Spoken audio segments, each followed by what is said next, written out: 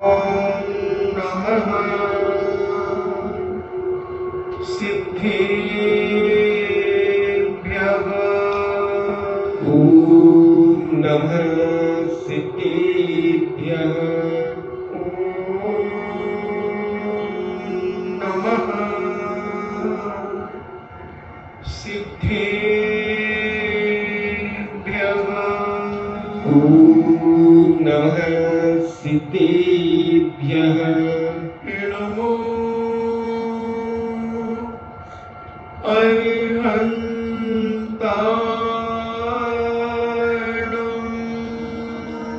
नमो अरिहन्ताणम्।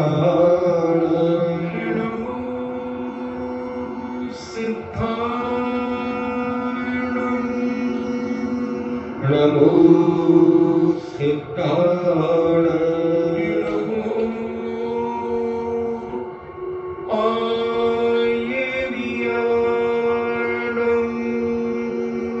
नमो आयर्याणाय। नमो उमज्झायाणम्।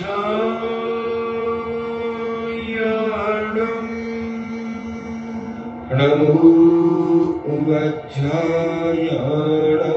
नमो लोये सत्ते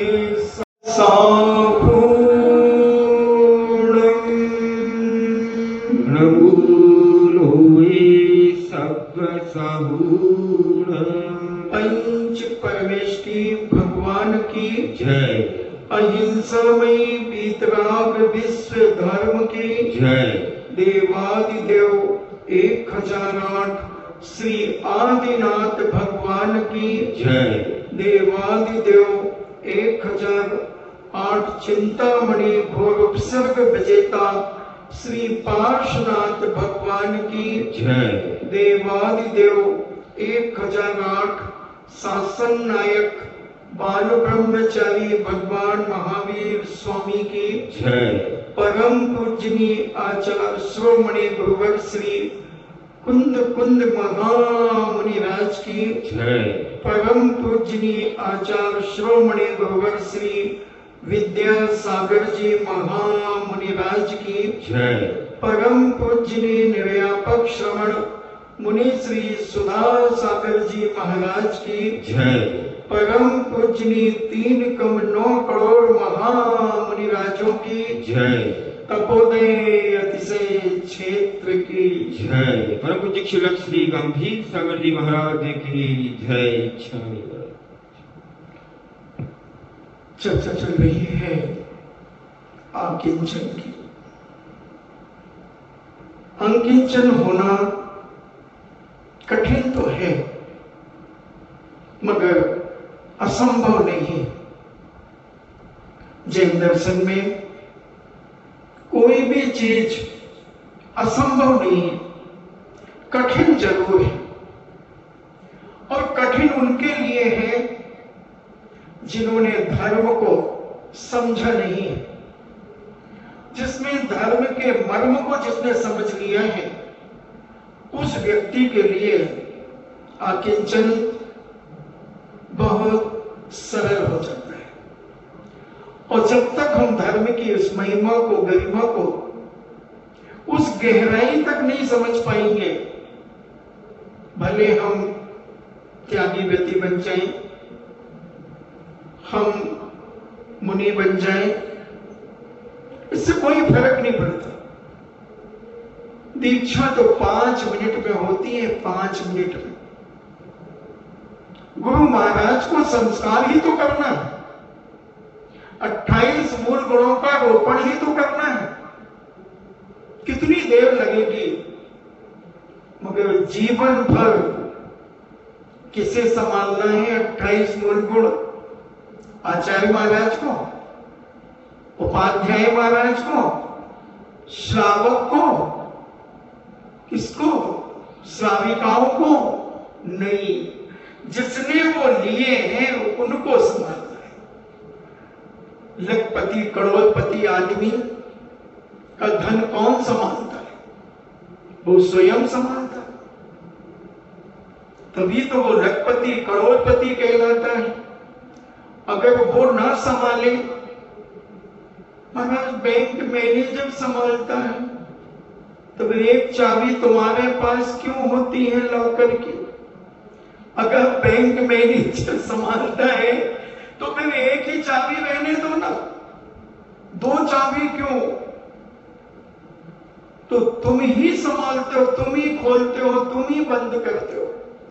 वो तो दूसरी चाबी इसलिए है कि कभी ऐसी कोई परिस्थिति गुम जाए, चाबी कुछ हो जाए, समस्या, या फिर कोई बैंक में छापा पड़ जाए किस किस का लॉकर है, तो वो तुम्हें बुलाओ, तुमको चाबी गुम गई, तो मैनेजर कहता हम देते हैं, लो इसके लॉकर में क्या क्या है वो निकाल। तो लॉकर में की सुरक्षा भी तुम्हारी है। उसी प्रकार जो भी व्यक्ति, जो भी साधक साधना में बढ़ता है, त्याग और तपस्या में बढ़ता है, नियम और संयम में बढ़ता है, उसे स्वयं वह नियम संयम पालन करना पड़ता है। उसे अपने व्रतों को स्वयं सुरक्षित करना पड़ता है, स्वयं आकिंचन होना पड़ता है। किसी के द्वारा कोई आकिंचन नहीं होता, किसी के द्वारा कोई खाली नहीं होता। ऊपर से खाली हो सकते हो अगर डाका पड़ जाए तो, कोई लूट के ले जाए तो तुम खाली तो दिखोगे, मगर मन से भरे रह सकते हो। मन से तुम कल्पनाओं में उड़ सकते हो कि मेरे पास 50 करोड़ रुपया था, लुट गया। था नहीं कहोगे, 50 करोड़ तो है मगर लुट गया, लुट गया। मेरा ये मकान भी था मगर किराएदारों ने ले लिया, खाली नहीं किया। मेरी ये दुकान थी, वो दुकान थी, वो दुकान थी, वो दुकान थी, मगर अब खाली नहीं कर रहे हैं, वर्षों हो गए, किराया भी नहीं दे रहे हैं, कौन उनसे लड़े? मगर मेरी है, मेरी है, मेरी है। मालिक तो कोई और है, मलकियत किसी की और है, और तुम अपनी दादागिरी कर रहे हो। तुम्हारे पास फक्कड़ हो, 10,000 रुपये महीने से आमदनी नहीं है, मगर तुम 50 करोड़ की प्रॉपर्टी बता गए हो ये मेरी है। क्या लाभ है तुम्हें उससे? वो तो दूसरे के हाथ में है, दूसरे के कब्जे में है। मगर जो तुम्हारा उससे राग है, जो मोह है, जो उससे अटैच है, वो तुम्हें आकिंचन नहीं होने दे रहा है, मानसिकता का खालीपन नहीं होने दे रहा है, वाचनिक खाली नहीं होने दे रहा है, और शरीर का बल भी बता रहा है कि तुम उसे छोड़ना नहीं चाह रहे हो। आकिंचन होने के लिए बहुत सरलता की आवश्यकता होती है, बहुत निर्दोष जीवन जीने की आवश्यकता होती है। ये आकिंचन बहुत महत्वपूर्ण धर्म है बंधु। सब कुछ छोड़ दिया जाता है, तन के वस्त्र भी छोड़ दिए जाते हैं, जिसे हम मुनिराज कहते हैं। वो मुनिराज राग द्वेष कसायों को भी छोड़ देते हैं, सब कुछ छोड़ देते हैं, मौन हो जाते हैं, आंखें बंद कर लेते हैं, शरीर की हलन चलन को रोक लेते हैं, और अपनी साधना को दिन प्रतिदिन बढ़ाते चले जाते हैं। यह मेरा है, यही आकिंचन में बाधा है। ये मेरा भक्त है, आकिंचन में बाधा है। सुन रहे हो ना? ये मेरा भक्त है, साधु के आकिंचन में बाधा है।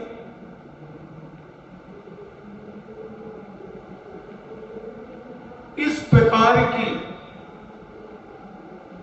अभिसंधि का त्याग करना, अभिव्यक्ति का त्याग करना, इस प्रकार के विचार का त्याग करना, ये तो अपना ही भक्त है। उसकी पीठ पे एक हाथ मारा, ये तो अपना ही भक्त है। नहीं, ये राग है। इसलिए मैं कहता हूं कि कई बार कुछ साधुगण एक अपने सगे माता पिता को छोड़ते हैं, एक परिवार छोड़ते हैं और हर चतुर्मास में 2-4 परिवार बनाते चले जाते हैं। 2-4 परिवार बनते जाते, कहीं 10 बन जाते, कहीं 5 बन जाते। अब एक घर छोड़ा है तुमने, एक माता पिता, एक भाई बहन को छोड़ा, ये मेरी धर्म की बहन है। अच्छा, हाँ, ये धर्म के माता पिता है। कितने माता पिता हैं? हर नगर में मेरे माता पिता रहते हैं, बहुत सारी मेरी धर्म की बहनें हैं। तो सगी बहन दुश्मन लग रही थी क्या? उसको छोड़ दिया और ये धर्म की बना ली। काय के लिए बना ली? आहार अच्छा कराएंगे इसलिए बना ली, चौके में थाल लेकर के जाएंगे इसलिए बना ली। किस लिए बना ली? फिर एक पड़ोसन में एक और बैठी, उसको क्यों नहीं कहा कि ये भी मेरी धर्म की बहन है? अगर यही राग तेरे अंदर है तो आग जल रही है तेरे अंदर, और ये आग तुझे आकिंचन धर्म प्राप्त नहीं होने देगी, तुझे त्याग धर्म पैदा नहीं होने देगी, तुझे साधु पद से ही गिरा देगी। क्योंकि राग देश चल रहा है। ये है मेरी धर्म की बहन और ये नहीं है। ये क्यों नहीं है?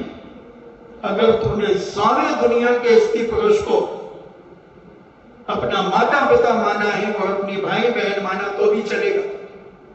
चलो मैं कहता हूं चलेगा। वसुदेव कुटुंबकम, सारे विश्व को तुम अपना कुटुंब मानते हो, चलेगा। और अगर तुमने उसमें भेद कर दिया तो फिर नहीं चलेगा, तुम गिरेगा, तो मोक्ष मार्ग से गिरेगा। क्योंकि भेद डाल दिया, राग द्वेष उत्पन्न कर दिया तुमने। ये मेरा भक्त है, वो तेरा। बस यही आकिंचन धर्म आत्मा से छूट जाएगा, निकल जाएगा। क्योंकि तुम त्यागी साधु होकर के तेरा मेरा कर रहे हो, तेरी मेरी कर रहे हो, तो तुम मोक्ष मार्ग से पतित हो जाओगे। यहां पूज्य अकलंद स्वामी कहते हैं कि यह मेरा है, यह शब्द ही अगर तुमने मन में सोच लिया, भले वचनों से नहीं निकाला, तो आकिंचन धर्म से अभी तुम अनभिज्ञ हो, बहुत दूर हो आकिंचन धर्म से, बहुत दूर। भले तुम कहते रहो कि मैं 10 धर्मों का पालन करता हूं, 10 धर्मों का पालन करता हूं, कौन सा? मैं क्षमा, मार्दव, वार्दव, शौच, सत्य, संयम, त्याग, तप, आकिंचन। अच्छा, ये कौन है? ये तो मेरा भक्त है। हिकाई का आकिंचन, इससे तो मैं बात ही नहीं करता, इसको मैं आशीर्वाद भी नहीं देता, इसको मैं बोलता भी नहीं, देखता भी नहीं इसके तरफ। ये कौन है? द्वेष समझिए, खत्म। राम नाम सत्य है, मुर्दा बोलो मस्त है। मर गया तुम्हारा आकिंचन धर्म। तुम उस पद पर एक दिखावे, जैन दर्शन इतना सरल भी नहीं है कि इसे हर आदमी स्वीकार कर ले, और जैन दर्शन इतना कठिन भी नहीं है कि इसे कोई स्वीकार न कर सके। बस अंदर की तरंगों को मारना है। जो अंदर बैठा हुआ बेईमान मन है, जो छली मन है, इस छली मन को सुधारना है। इसको लगाओ डंडे। ये है बेईमान, ये तुम्हें आकिंचन नहीं बनने देता। ये करता है तेरी मेरी, ये करता है हमारा तुम्हारा, ये डालता है भेद, ये डालता है फूट, ये डालता है फूट। फूट डालो, राज करो। ये राजनीति नहीं चलती बंधु धर्म नीति के अंदर। राजनीति में धर्म नीति आ जाए तो सोने में सुहागा है, और जिस दिन धर्म नीति में राजनीति आ जाएगी उस दिन तुम्हारे जीवन का विनाश है, विनाश। तो हमारे पूज्य कलंग स्वामी कहते हैं ये मेरा है, इस प्रकार का अभिव्यक्ति करना, अभिसंधि करना, ये आकिंचन नहीं है, इसका त्याग करना ही आकिंचन्य है, आकिंचन्य है। जो शरीर आदि परिग्रह है उसमें भी संस्कार और राग आदि की निवृत्ति के लिए यह मेरा है, इस प्रकार का विराग का भी त्याग करना। ये मत कहो कि मेरे सिर में दर्द हो रहा है, ये कहो इस सिर को दर्द हो रहा है। समझना, मेरे सिर में दर्द हो रहा है, इस सिर में दर्द हो रहा है, कितना अंतर, बहुत अंतर है जमीन और आसमान का, सूरज और चांद का, स्वर्ग और नरक का। तुम जहां मेरा कह रहे हो, इसको सेकंड पर्सन हो गया। दर्द हो रहा तो इस शरीर के प्रति ममत्व भाव छोड़ो कि ये मेरा शरीर है। अकिंचन,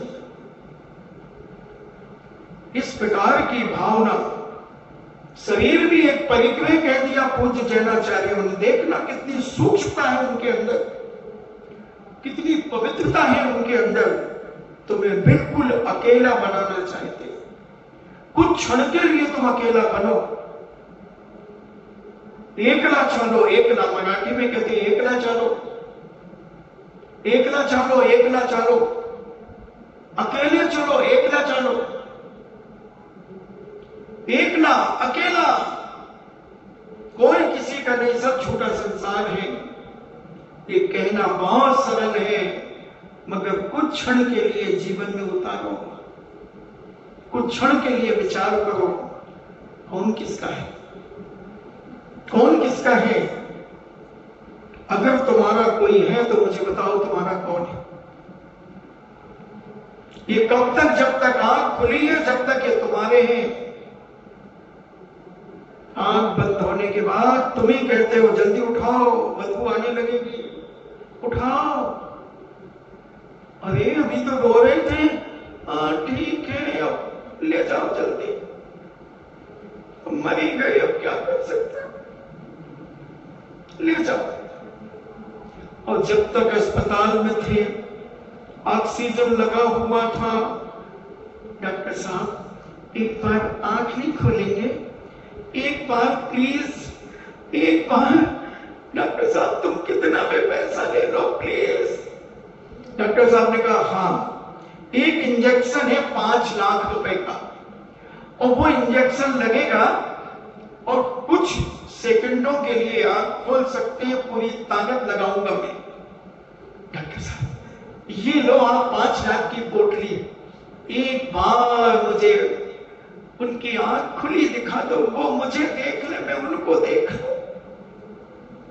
डॉक्टर साहब कहते भाई पहले 5 लाख रखो, बेटा चेक काट दे 5 लाख का, तेरे पापा एक बार मुझे देख लेंगे। हाँ मम्मी। और उसने खट से 5 लाख का एक चेक काटा। लीजिए डॉक्टर साहब, डेट कब की डाली भाई साहब, कल ही चेक कराइए ना, कैश कराइए, कोई दिक्कत नहीं, आप अभी भेज दीजिए, अभी तो 3 बजे, अभी हो जाएगा आपका। अच्छा, डॉक्टर साहब ने इंजेक्शन मंगाया और पूरी नब्ज देखी कि हाँ बस अंतिम श्वासें चल रही हैं, सारी शक्ति एक बार इसके शरीर में इकट्ठी होगी इस इंजेक्शन से, और एक बार ये आंख खोल करके देखेगा। और डॉक्टर साहब ने एक इंजेक्शन लगाया, आदमी हिला, एक बार आंख खोली, बाबूजी तुम ठीक तो हो, ठीक तो है। उसका हाथ उठा करके पत्नी ने अपने गाल पे रखा और हाथ छूट गया। गए 5 लाख, गए 5 लाख। डॉक्टर ने कहा बॉडी डेड हो गई। क्या मर गई? बस डॉक्टर साहब 5 लाख रुपए ले लिए तुमने। अब 5 लाख पर मोह ही चला गया। अभी पति पर मोह था, अब पति तो अकेला चला गया। डॉक्टर साहब देखो कुछ अगर बने तो वापिस कर दो। बहन जी, अमेरिका से इंजेक्शन आता है, बहुत महंगा इंजेक्शन है, आप बड़ी मुश्किल से आता है। अच्छा ठीक है, हाँ तो एम्बुलेंस, हेलो 108, जी सर बाहर खड़ी है। बस आगे उठाने वाले क्या बोलते, स्लीपर क्या बोलते, पालथी उठाने ले जाते ना अस्पताल से, हाँ वो आ गए वो सब। अब उन्होंने रखिए, ले जाइए। घर पहुंच गए, रिश्तेदारों को खबर कर दी,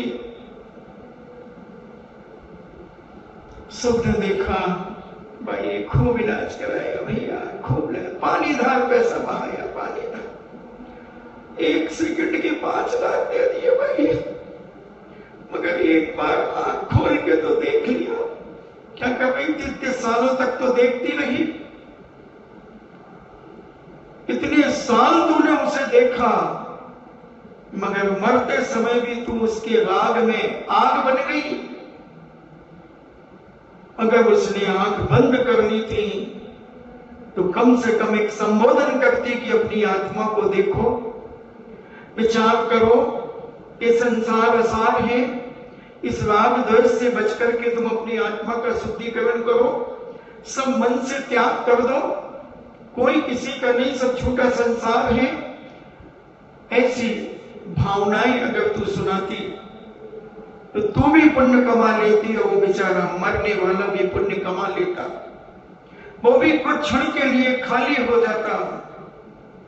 मगर हमने उसे राग में ऐसा फंसाया और अब राग में फंसा लिया और डॉक्टर ने मृत घोषित कर दिया। अब घर के अंदर ही नहीं ले गए, अंदर ही नहीं ले गए, बाहर चबूतरे पे यही रखो, कमरा भी साफ करना पड़ेगा, कमरा भी धोना पड़ेगा, बिस्तर रहने दो ना, फेंकना पड़ेगा, बिस्तर मंगी को देना पड़ेगा, यही बिछा दो, यही रख दो। चद्दर में तो लिपटे हैं, अस्पताल की चद्दर में लिपटे हुए एक गद्दा और 1500 का जाएगा, अभी फालतू में डल्ला पे लो, रहने दो, यही लगा, यही देख लेंगे सब। मैं तो देखा ही भाई, एक बार आंख खोल ले, कटो क्यों बेटो, कटे क्यों, हाँ अभी करो बेटा, तैयारी करो, अब क्या करेंगे डॉक्टर के, अब तो चले गए वो, चले गए, जल्दी करो बेटा, हाँ चाचा जी गए हैं बांस लेने के लिए, बेटा अब तो बनी बनाई अर्थी मिलती है, अब काय को बांस लेने, अब तो रेडीमेड आ गई, अब तो गाड़ी भी आ गई मुक्ति धाम की, गाड़ी बुला लो, जल्दी ले जाओ बेटा, देखो बदबू आने लगी है और किसी को कोरोना ना हो जाए, उठाओ जल्दी उठाओ। मम्मी इनको कोरोना नहीं था, पापा जी को कोरोना नहीं था, बेटा देखो जमाना खराब है बेटा, तुम तो उठाओ जल्दी। क्या है जमाना, कौन है किसका, मुझे ये तो बताओ। कोई किसी का नहीं बंधु, सब झूठा संसार है। मगर आदमी कब कहता है ये बात, दूसरों को समझाने के लिए कहता है, स्वयं नहीं समझ पाता। अगर ये थोड़ा पहले से समझने लगे कि कोई किसी का नहीं, सब झूठा संसार है, तो एक ना एक दिन ये ताकत इसे प्राप्त हो जाएगी। जैसे उस बागी दौरा की मां ने जो समझाया लोगों को कि भैया तुम क्यों इतनी चिंता कर रहे हो, ये तो शरीर हाड़ मांस बचे हैं, मेरा बेटा का हंसा तो उड़ गया और 4 समय के अंदर, ज्यादा से ज्यादा 4 समय के पहले ये आत्मा निकल करके जहां इसे जन्म लेना होता वहां जाकर के मां के गर्भ में चली जाती है। तुम इतना दुखी हो गए हो, कल की लाश वो तो साक्षात श्री मंदिर स्वामी के समोचरण में बैठा है बेटा, तुम क्यों रो रहे हो, क्यों चिंता कर रहे हो? मेरा ग्रीस की ये नाश है और ग्रीस की आत्मा समोशरण में जाकर के विराजित है। एक ग्रस्त में रहने वाली एक मां अकिंचन धर्म को धीरे धीरे समझ रही है, जान रही है। प्रत्येक ग्रस्त भी अपने जीवन में इस ममत्व भाव को कम करे, इस मोह को कम करे। सोने के पहले कम से कम अपने आप को अकेला तो बना लिया करो। सोने के पहले सब कुछ त्याग कर दिया करो, जो कुछ मेरे शरीर पर है इसके अलावा मेरा कोई नहीं। जब तक मेरी आंख बंद है, जब तक सब चीजों का त्याग, पति का त्याग, पत्नी का त्याग, बच्ची का त्याग, बच्चे का त्याग, नाती का त्याग, पोते का त्याग, चौके का त्याग, गलत तो नहीं कर, चौके का त्याग, संपूर्ण साड़ियों का त्याग, कपड़ों का त्याग, सूट बूट का त्याग, सब चीजों का त्याग, बस शरीर पर जो कुछ है उसके अलावा। अरबों की संपत्ति है तुम्हारी, मगर सब त्याग कर दो आंख लगते ही। आंख बंद होते ही सबका त्याग, केवल मैं अकेले। और आंख खुली तो 3 लोग की संपदा मेरी और मेरे बाप की। इतना तो कम से कम त्याग करो। 6-7 घंटे के लिए तो त्याग करो। जितनी देर आंख बंद है, जितनी देर आंख बंद है, उतनी देर अपने जीवन को अकेला बनाने का प्रयास करो, समझने का प्रयास करो, जानने का प्रयास करो, सोचने का प्रयास करो। बंधुओं, आदमी दुनिया लोभ में इतना पागल हो जाता है, इतना गाफिल हो जाता है कि एक स्थान पर एक चोर रहा करता था और वह चोर सबका सामान लूट लेता था।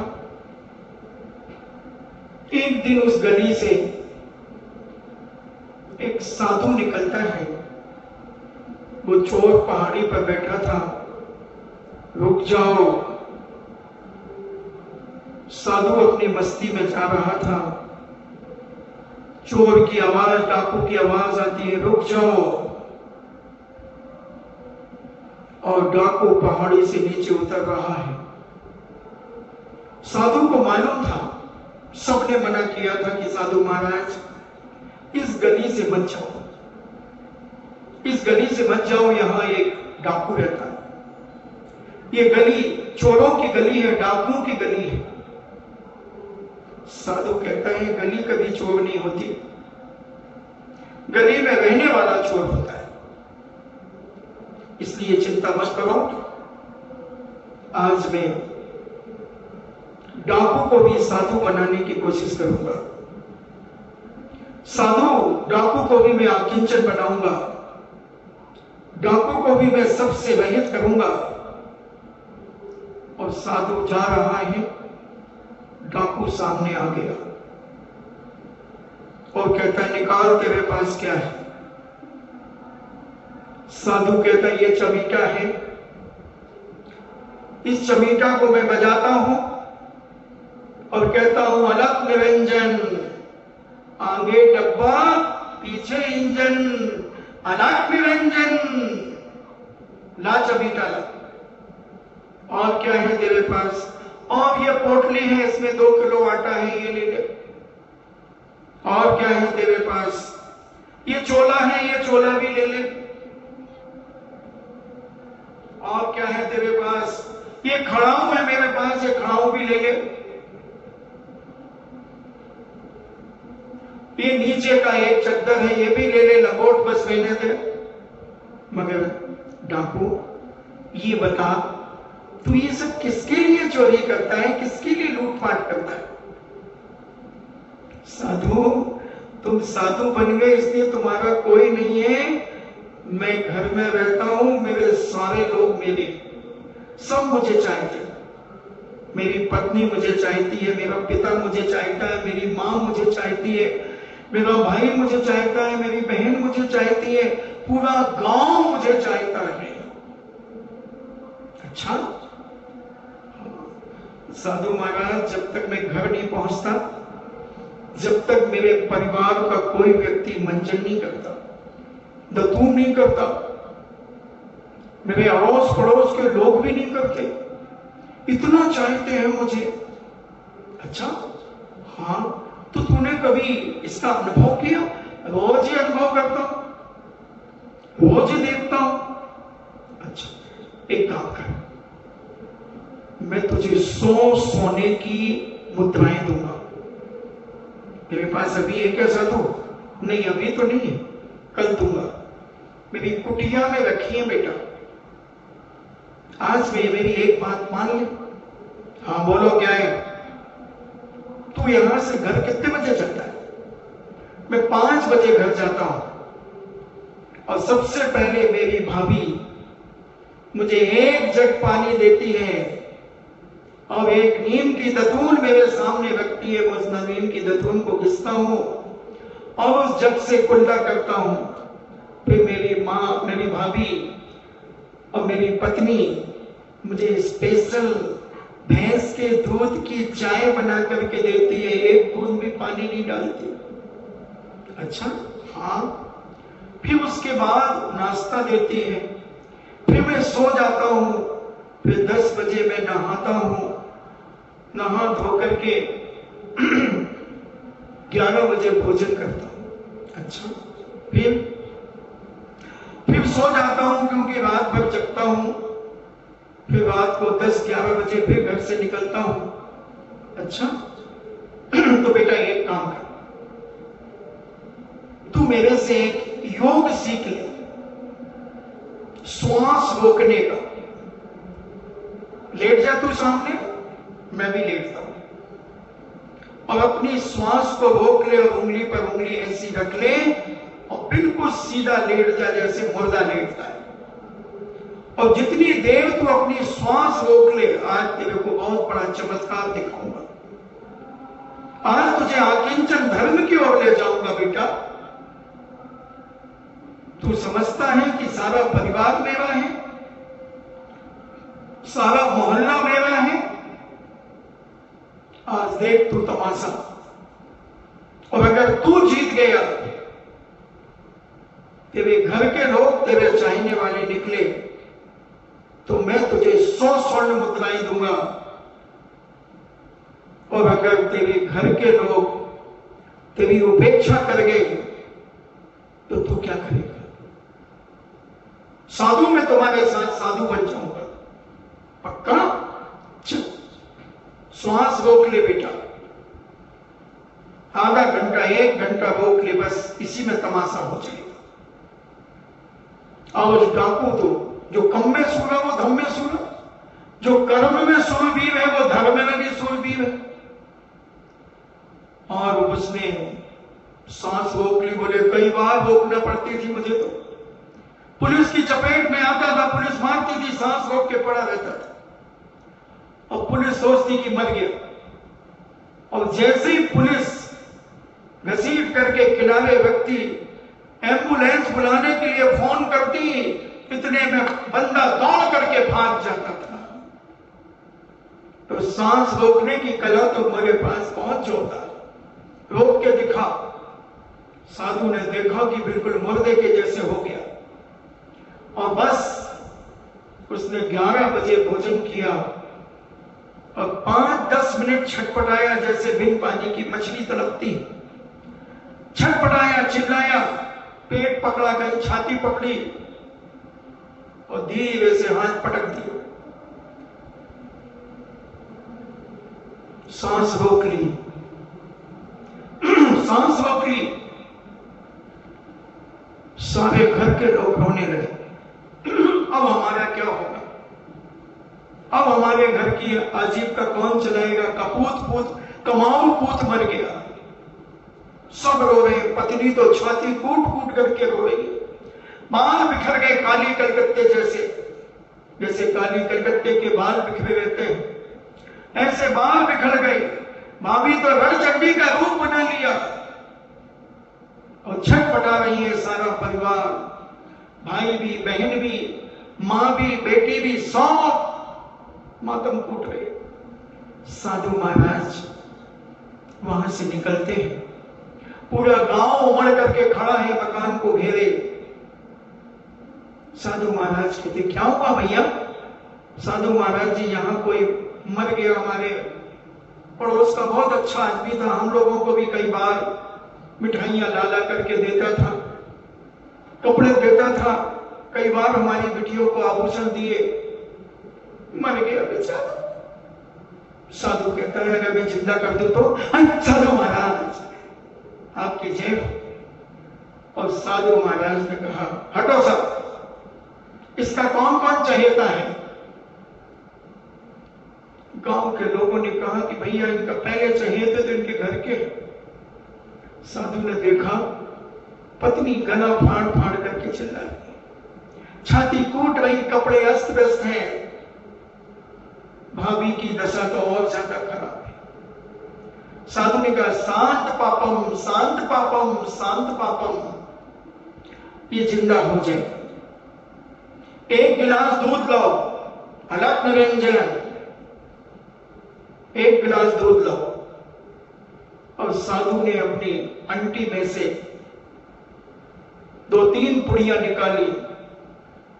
अब वो पुड़ियां चुपचाप हाथ में छुपा करके खोल करके दूध में घोल दी। सब देख रहे हैं साधु को, सब देख रहे हैं। अब वो दूध काली मिर्च इतनी डाल दी उसमें कि वो काला काला ऊपर तैरने लगा। ऐसे तुम कभी कभी पुदीना डाल देते हो ना, दही के ऊपर, छाछ के ऊपर तुम जैसे पुदीना डाल देते तो वो छाछ ही हरी हरी हो जाती है। और उसने काली मिर्च डाल दी, पूरी तैर गई दूध के ऊपर। और साधु कहता अलग निरंजन, अलग निरंजन, आम फूट फट। और बस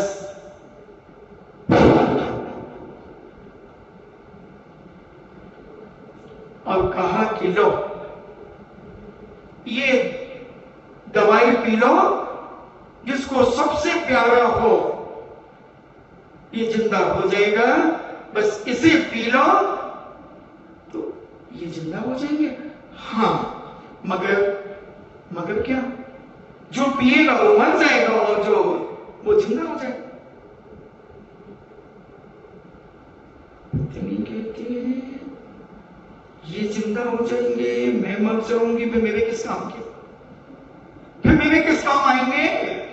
इससे अच्छा मैं ही दूसरी शादी नहीं कर लूंगी। अब बाबा जी मर गए तो मर गए, कोई बात नहीं। भाभी कहती है मर गए तो भाई कोई बात नहीं, अब ये थोड़ा बहुत कमाते हैं जो इनके बड़े भाई, उसी से गुजारा चलेगा। माँ भी रो रही थी खूब, छाती कूट कूट करके। माँ से कहो पिताजी तो कब खिसक गया पता ही नहीं चला, वो तो भीड़ में से निकल गया डोकरा। अब यहां डुकरिया से कहा कि लो तुम पी लो, अब तो क्या है, बहुत गई रही, थोड़ी थोड़ी भी अब जाए। डुकरिया कहती है ऐसे कैसे जाए, अभी तो फैक्ट्री चालू है, अभी तो कैलेंडर फिर छप जाएगा, चिंता ही मत करो पंडित जी, बाबा जी।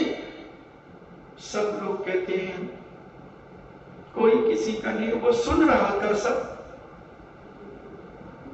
माँ ने भी कह दिया, भाई भी खिसक गया। उसने कहा इनका भाई कहां गया, भाई कहां गया? उन्होंने कहा गांव के कहते भाग गए वो तो। पिताजी भी भाग गए? बोले हाँ। बहन कहती मैं तो कुंवारी हूं, मैं तो शादी करूंगी, मैं थोड़ी मरूंगी। बहन ने भी नहीं पिया। 10 मिनट में तमाशा हो गया। अड़ोसी पड़ोसी भी कह रहे थे, वो भी सब खिसक गए। साधु ने कहा दवाई तो बन गई, और दवाई तो किसी ना किसी को पीना पड़ेगी। तो जो घर के लोग बैठे थे वो दौड़ के सब भाग गए, कभी कहीं साधु मुंह फाड़ करके न पिलाते। हाँ दवाई तो बन गई, दवाई तो पीनी पड़ेगी।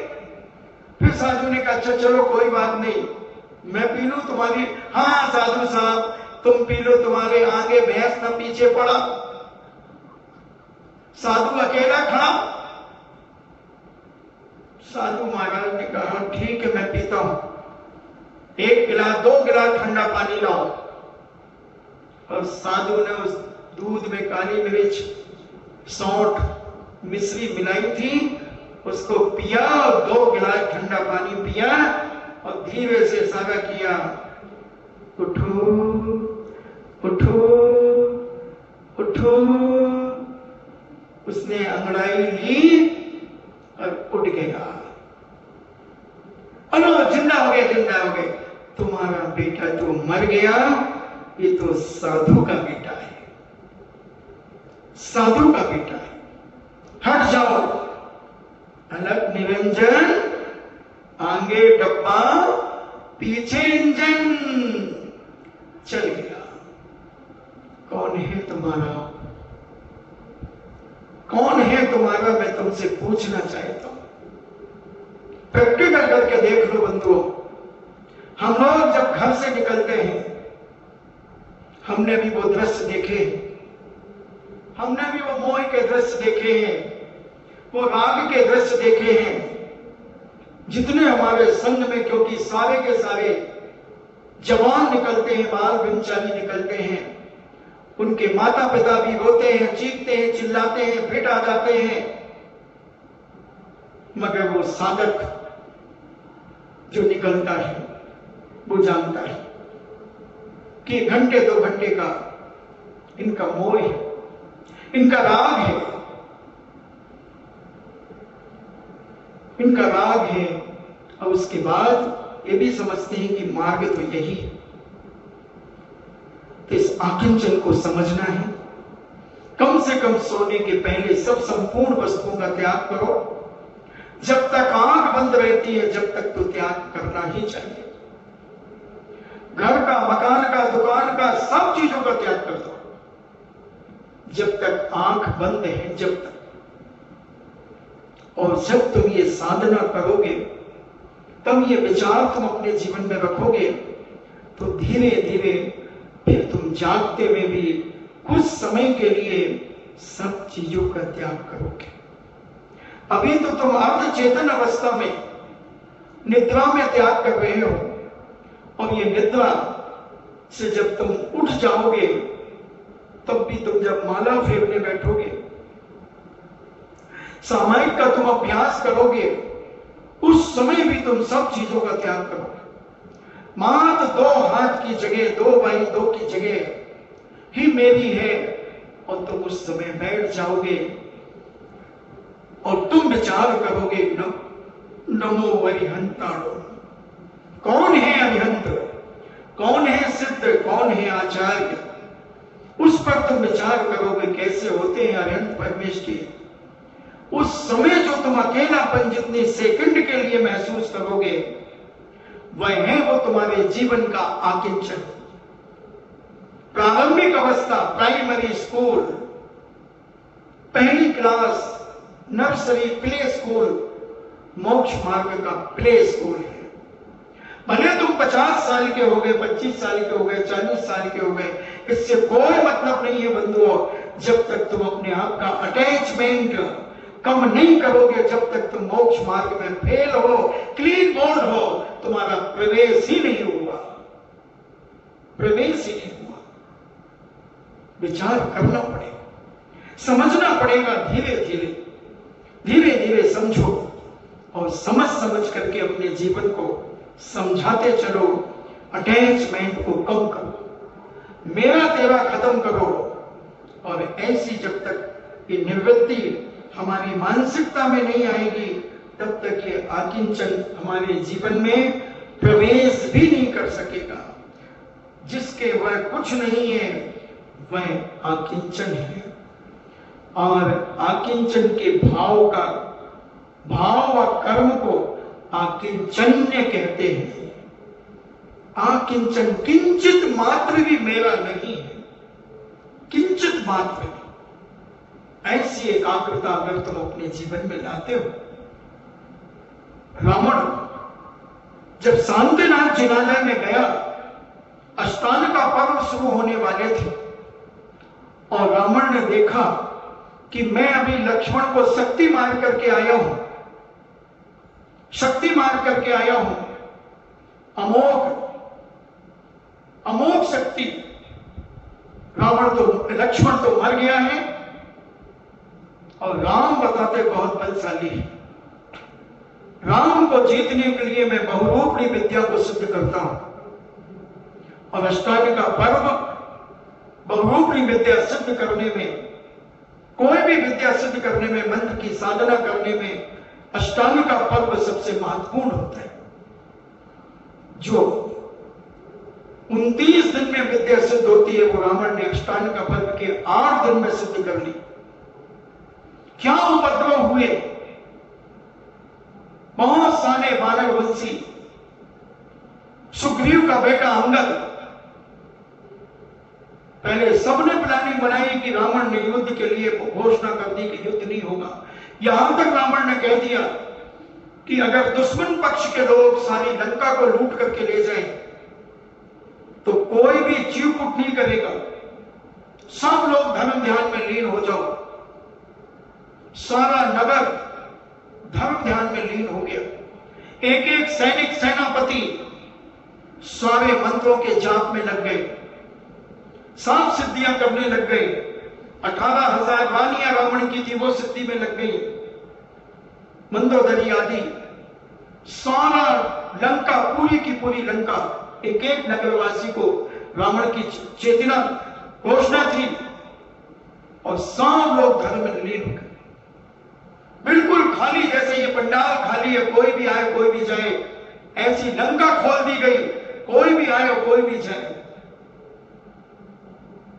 बहुत सारे वानरवंशी अंगद के साथ में प्रवेश कर गए, महान उपद्रव किया। पहले तो ये भटके, लंका इतनी जबरदस्त बनी थी कि कई बार ये टकरा गए दीवारों से।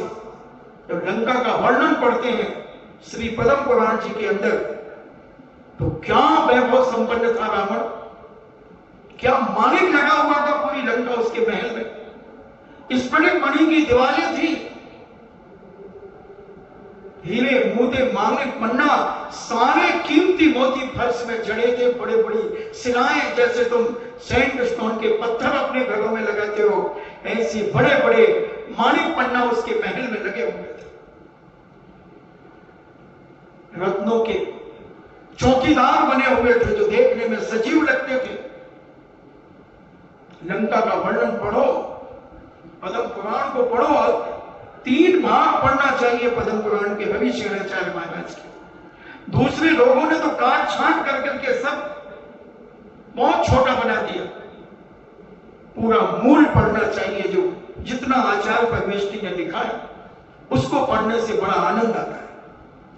और सारी लंका को तहस नहस अंगद ने कर दिया। और जब ढूंढते ढूंढते शांतिनाथ भगवान का जिनालय मिला, सब अपने अपने धर्म में ध्यान है, कोई नृत्य में लीन है, कोई कुछ, कोई संगीत में, कोई हारमोनियम में। और रावण को जब देखा अंगद ने, तो रावण को झंकोर दिया। रावण का वस्त्र, जैसे साफा कहते हैं या दुपट्टा कहो, उसको लेकर के भांज करके रावण को मारा। अंगद ने माला तोड़ दी उसकी स्फटिक मणि की। फिर भी रावण हिला नहीं रावण। मंदोदरी के बाल पकड़ के घसीट दिए। 18,000 स्त्रियों को तहस नहस कर दिया। मंदोदरी रावण की भुजा से लिपट गई, फिर भी रावण हिला नहीं। खूब कहा मंदोदरी ने, हे प्राणनाथ, तुम्हारे सामने तुम्हारी सती मंदोदरी का सील अपहरण किया जा रहा है, चोटी पकड़ करके घसीटा जा रहा है। विक्रिया से नहीं, साक्षात माया से नहीं। विलाप कर रही है 18,000 स्त्रियां। मगर ऐसी एकाग्रता रावण की, काश अगर मुनि बनकर के ऐसा आकिंचन हो जाता तो साक्षात केवल ज्ञान को प्राप्त कर लेता, केवल ज्ञान को प्राप्त कर लेता। इतनी एकाग्रता, इतना अकिंचन रावण के अंदर प्रकट हो गया। और अंगद ने इतना उपद्रव मचाया, सारी लंका को तहस नहस कर दिया। इतना नुकसान किया, इतना नुकसान किया। फिर भी रावण जब अकेला हुआ तब रावण राग में नहीं आया, अपने लक्ष्य को याद रखा। और जब रावण उठा तब अंगद भागा। 3 प्रदक्षिणा दी शांतिनाथ जिनालय की। 1000 खंबे थे उस जिनालय में। स्फटिक मणि के कितना विशाल मंदिर होगा। शांतिनाथ भगवान बहुत बड़ा धर्मात्मा था रावण। कई बार विचार किया कि सीता को वापस कर दूं, मगर मान कसाई खा जाती थी। दूंगा तो पहले राम को जीतूंगा, फिर उसके बाद सीता दूंगा। अनेक अनेक प्रकार से रावण विभीषण को भी याद करता है कि विभीषण ने ठीक ही तो कहा, एक पर नारी पर स्त्री के लिए मैं इतनी हिंसा करूंगा, इतने लोगों को मारूंगा। मगर एक अंदर से आवाज आती है, लोग क्या कहेंगे कि रावण डर गया, रावण राम से भयभीत हो गया, भूमि गोचरी से डर गया। अबे हम तो विद्याधरों के राजा हैं। 4000 अक्षौणी सेना थी रावण के पास। 4000 अक्षौणी सेना। मैं बताऊंगा उसका विवरण कि एक अक्षौणी सेना में कितने क्या क्या होते, कितने हाथी, कितने घोड़े, कितने ऊंट, सब क्या क्या होते, कितने पैदल सैनिक, सब हो कितने होते। इतना सब कुछ होता है। इतना शक्तिशाली रावण जब अकिंचन में आया तो उसे कोई डिगा नहीं सका, डिगा नहीं सका। और रावण जब निकलता है अपने वैभव से विक्रिया बहुरूपी विद्या को प्रकट करता है और उसकी शक्ति को देखकर जब जनक नंदिनी सीता के पास रावण आता है अपनी शक्ति का प्रदर्शन करने के लिए, सेविकाएं कहती हैं, हे देवी, हे सीते, हे सीते, एक बार दृष्टि तो डालो, विद्याधरों के राजा रावण को देखो, क्या है भूमि गोचरी राम के पास। इसका वैभव देखो, इसकी शक्ति देखो, इसकी लंका देखो, इसके वन उपवन देखो। सीता समझ गई कि रावण बहुत शक्तिशाली है, बहुत शक्तिशाली है। सीता कहती है, हे दशानंद, मुझे लगता है कि अब मुझे मरना पड़ेगा, क्योंकि भूमि गोचरी राम शायद तुम्हें नहीं जीत सकेंगे।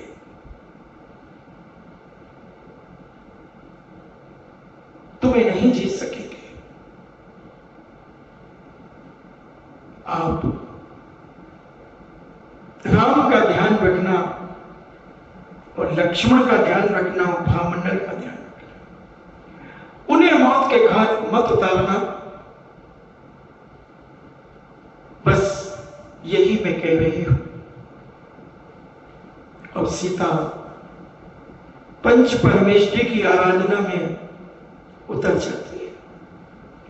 रावण एक मंद मंद मुस्कान अपने चेहरे पर लाता है और सोचता है कि बस युद्ध जीत कर आऊंगा और ये सीता मेरी हो जाएगी।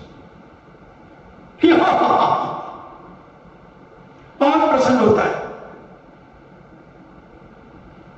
मगर उसी समय अब शकुन होना शुरू हो जाते हैं। अब शकुन होना शुरू हो जाते हैं। कौवे बोलने लगते हैं, उल्लू बोलने लगते हैं, जहां देखो वहां लाल लाल दीपक दिखते हैं।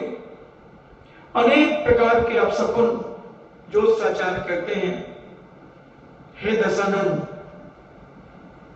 ये सारे संकेत अशुभ हैं और ये कुछ और कह रहे हैं। मगर रावण अपनी शक्ति के मद में इतना आ गया, इतना मद में आ गया कि बहुरूपी विद्या कहती है, कवोनन दशानन, मैं केवल एक नारायण को छोड़कर मैं सबको मुट्ठी में बांध सकती हूं, देवताओं को भी बांध सकती हूं, सारे विद्याधरों को अपने कांख में बांध सकती हूं। बस एक नारायण जिसके पास चक्र होता है उसको छोड़ करके मैं सारी दुनिया को अपनी मुट्ठी में बांध सकती हूं।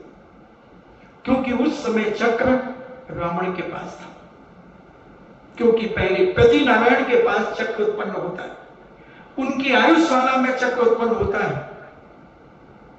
और युद्ध बड़ा घमासान हुआ, अभी चल रहा युद्ध, निकला है रावण युद्ध के लिए, और विद्या बहुरूपी अनेक रूप बनाने में सफल है।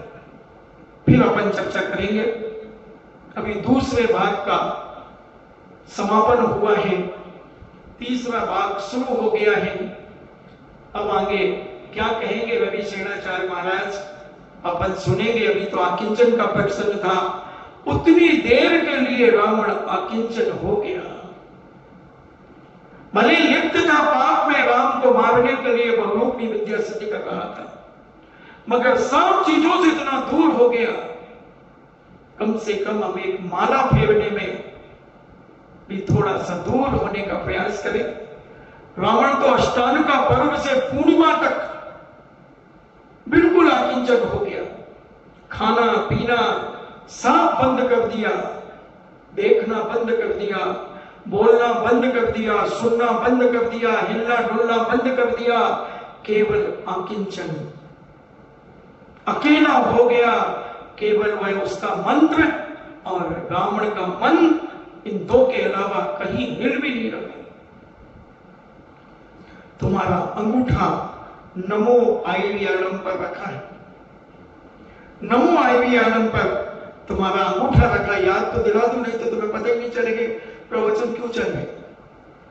माला पर प्रवचन चल रहे। अभी पहले माला सुधर जाए, फिर सामायिक शिक्षा व्यक्त कराऊंगा, सामायिक शिक्षा व्यक्त कराऊंगा। महाराज जी तुम तो 2-3 साल लोगे नवोगार मंत्र को पूरा करने में, ले लूंगा, मुझे क्या फर्क पड़ता है। तो ऐसा आकिंचन, कुछ क्षणों के लिए आकिंचन, धर्म को धारण करने का प्रयास करो। आएगा नहीं, आकिंचन आएगा नहीं तुम्हारे पास, मगर कोशिश तो करो। कई बार कोई अच्छे स्कूल में बच्चे को एडमिशन दिलाने के लिए अपन फॉर्म लाते हैं 500-500 रुपए, 1000-1000 रुपए के सेंट। कौन कौन से स्कूल होते हैं? सेंट पॉल होते हैं, और भी बड़े बड़े स्कूल होते हैं। उनके फॉर्म तो लाओ, एडमिशन मिल जाए तो ठीक है, ठीक है, लाओ फॉर्म भरो, जमा करो, इंटरव्यू होता है, बच्चा फेल हो जाता है, चलो डाल दो नवदीप में। ABS वाले भी नहीं ले रहे, क्योंकि मूर्खों को ABS वाले भी नहीं लेते। यहां भी इंटरव्यू होता है, यहां से भी फेल हो गया, डालो नवदीप में डालो, नहीं तो सरकारी स्कूल एक और है ना, वो में डाल दो, 5 रुपये फीस है होगी, वो में डाल दो, पढ़ाओ तो है। तो ऐसे तुम भी आकिंचन का फॉर्म भरो, कोशिश करो आकिंचन होने की। फॉर्म तो भरो, कम से कम वो स्कूल तो देख लो, एक बार जाकर के फॉर्म लेकर के तो आ जाओ। ऐसे इस आकिंचन को एक बार टटोल तो लो कि आकिंचन कैसा है, सुन तो लो कम से कम आकिंचन के बारे में। कैसा है अकिंचन, बिल्कुल खाली करता, किंचित मात्र भी तुम अपना मत समझो किसी को, किंचित मात्र भी इस सिर को, दर्द को भी तुम अपना मत समझो, इस हाथ को भी अपना मत समझो। ये हाथ में दर्द हो रहा, इस हाथ को दर्द हो रहा, इस गले को दर्द हो रहा है, इस आंख को दर्द हो रहा है। इस सेकंड पर्सन, थर्ड पर्सन जब तुम लगाओगे तो तुम इससे हटकर दिखोगे, हटकर दिखोगे, तब कहीं तुम अकिंचन धर्म को समझ पाओगे। कुछ समय के लिए, कुछ समय के लिए, 1 सेकंड 2 सेकंड के लिए तो कम से कम अकेले रहना सीखो। और जब 1 सेकंड से 2 सेकंड होंगे तो कभी 3 सेकंड भी होंगे, कभी 1 मिनट भी होगा, और 1 मिनट से कभी 2 मिनट भी होंगे। करत करत अभ्यास के तो ऐसा अकिंचन कि इन सब चीजों पर किंचित मात्र भी अकिंचन, और अकिंचन जब भाव से भी सब चीजें त्याग हो जाएंगी, अभी तो ऊपर ऊपर से त्याग करेंगे तो अकिंचन, और जब भाव कर्म को भी तुम त्याग कर दोगे भाव से, जब अकिंचन्य कहलाओगे। ऐसा पूज्य अकलंक स्वामी अपने राजवार्तिक ग्रंथराज के अंदर कहते हैं। और जो निष्प्रय मुनि, जो निष्प्रय किसी प्रकार की फिक्र नहीं करता, ऐसे निष्प्रय मुनि मन वचन काया की शुद्धता पूर्वक शरीर परिग्रह और इंद्रियों के सुख में ममत्व का त्याग कर देते हैं, उनको सुख देने वाला अकिंचन्य धर्म होता है। मन वचन काया से ममत्व छोड़ देते हैं, शरीर के प्रति, परिग्रह के प्रति, इंद्रियों के प्रति सबसे मुख मोड़ लेते हैं। जैसे तुम कसायों में मोड़ लेते हो। अब 2 साधु को और गृहस्थ को लेकर चलूंगा मैं, 2 पटरियों पर बैठा लूंगा। जैसे तुम्हारी किसी से बात बिगड़ जाती है, बुराई हो जाती है, लड़ाई हो जाती है, और वो उसी जगह बैठा है जहां तुम बैठे हो, तो तुम्हारा बैठने का तरीका कैसा होता है? ऐसा। वो इधर बैठा है और तुम्हारा तरीका ऐसा है। बोलो सच बोल, काला कौवा काट खाएगा। कैसे बैठ जाते हो तुम, और दूसरे से तुम जबरदस्ती बोलना शुरू करोगे घूम करके, जिसमें कोई ये ना लगे कि इसकी ये देवरानी बेटी है, जेठानी बेटी, सास बेटी है, ये इससे बोलती नहीं है। और उसके पास थोड़ी खिसक के तिरछी होके थोड़ी उधर किसको लगी, वो कूलर की हवा तो वहां आ रही, यहाँ थोड़ी आ रही, किसको ना थोड़ा,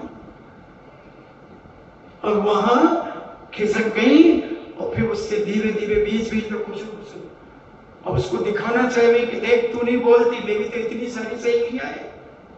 कहीं समझे मां को, कहा समझाते हम का, कहा समझाते हम का। एक दिन गया मैं जंगल में, मिल गया हम का डाकू, किसी के हाथ में बर्छा वाला, किसी के हाथ में चाकू। मैंने ऐसा हाथ जमाया, वो तो हो गया धस धस धस। कहा समझाते हम का। तुम दिखाना चाहते हो अपने उस दुश्मन को कि देख तू नहीं बोलती मगर कितने हैं मेरे। फिर उठ करके थोड़ा सा इधर उधर जाके उसके पास बैठ, उधर बैठ गए, वो तिरछी नजर से देख रही तुम्हारी दुश्मन ऐसे।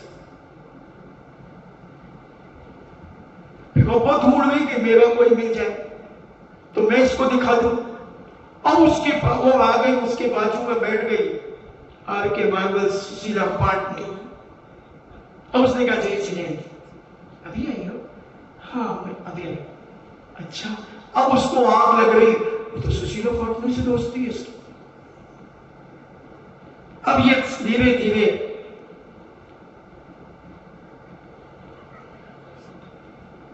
अरे आपका भाई अभी आई, अभी और शांता भाभी जी नहीं आई? नहीं वो नहीं आई। अब उसको और जला दिया, ये तो शांता को भी जानती है।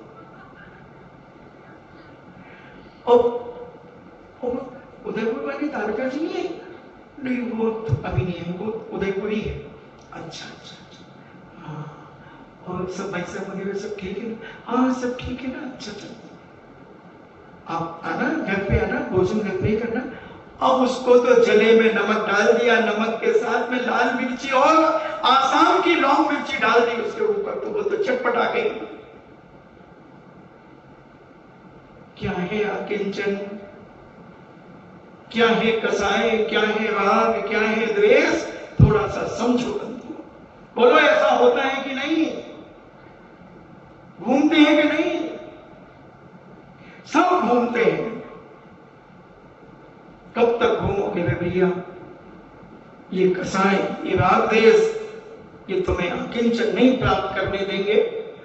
इसलिए कुछ क्षणों के लिए अपने जीवन में ऐसा विचार करो, विचार करो मन से वचन से, कुछ क्षण के लिए त्याग करने का अभ्यास करो। जब तक तुम इस प्रकार की क्रियाएं अपने जीवन में नहीं करोगे बंधु, कितने भी 10 लाख क्षण मना लेना, उससे कुछ होने वाला नहीं।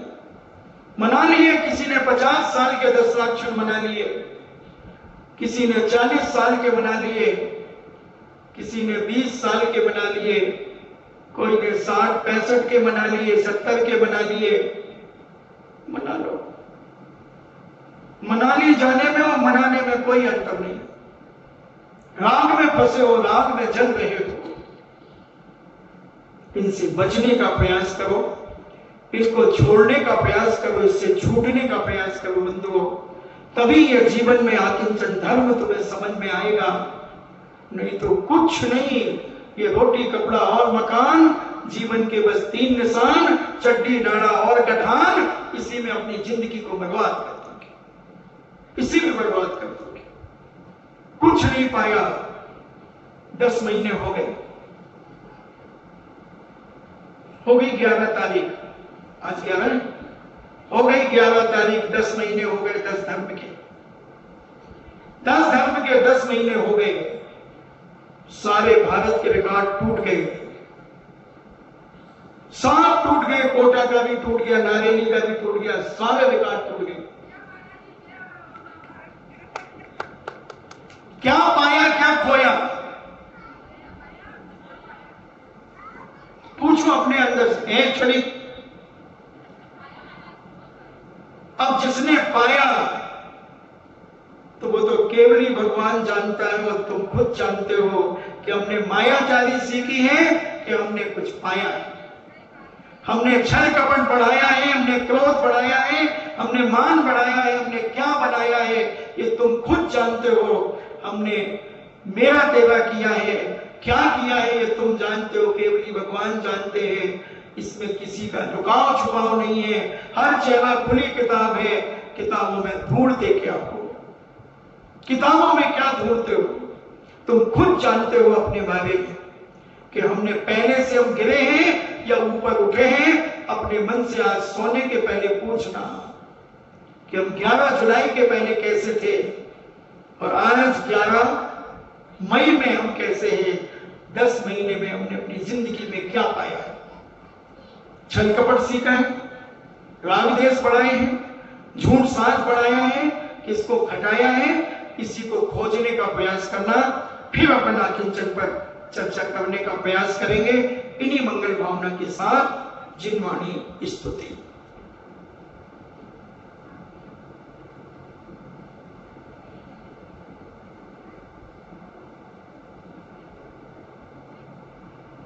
बीरे हिमाचल तेने किसी गुरु गौतम के मुख कुंड डरी है।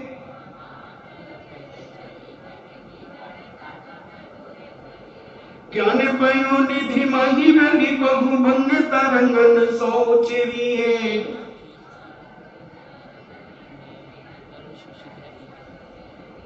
यजग मंदिर में अनिवार्य अज्ञानी अंधेर छयो अति भारी।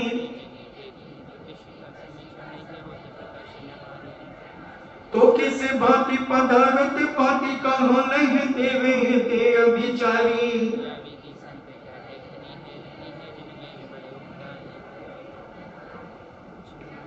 जिनवाणी के ज्ञान से सूझे लोका लो, सोवाणी मस्तक धरो सदा दे दो।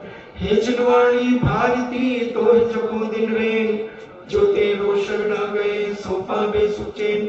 देव भजो अरिहंत को गुरु सेवा निर्ग्रंथ, दया धर्म पालो सदा यही मोक्ष का पंथ।